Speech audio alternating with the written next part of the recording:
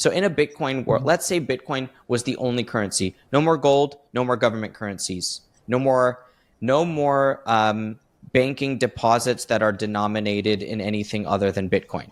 So if you have Bitcoin and you keep it at a bank, your bank deposit is Bitcoin denominated. Okay. And then let's say you, Damien, are a young person, you've secured a job, and now you're ready to buy a home. You want to borrow money to buy a home. You have 20% down. You want to borrow 80%.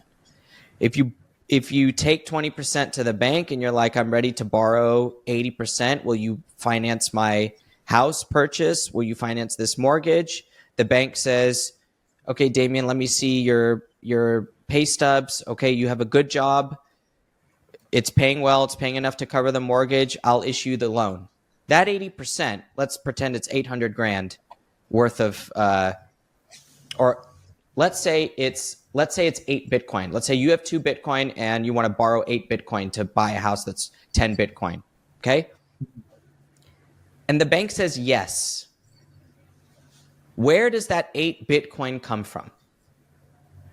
And remember, in this example, we have no other currencies in the world. And Bitcoin is scarce, as we know, can't be created. So where does the 8 Bitcoin come from? If the bank says yes and you get the loan. Comes from other depositors. Other depositors. It's someone else's money. That is absolutely correct. Now let's pretend it's today in the regular world. Dollars. You go to Citi and you're like, I got 200 grand. I want to buy this house for $1 million. Will you loan me 800 grand? Citi says yes. They look at your pay stubs. They say yes. They issue you a loan, 800 grand. It goes to escrow and you have your house. Where did the 800 grand come from? Same answer from other depositors. False. They created that money. It's a new loan. They have their asset side of their balance sheet just grew by 800,000, new loan, and their liabilities grew by 800,000, which is, a deposit that is now with whoever sold the house.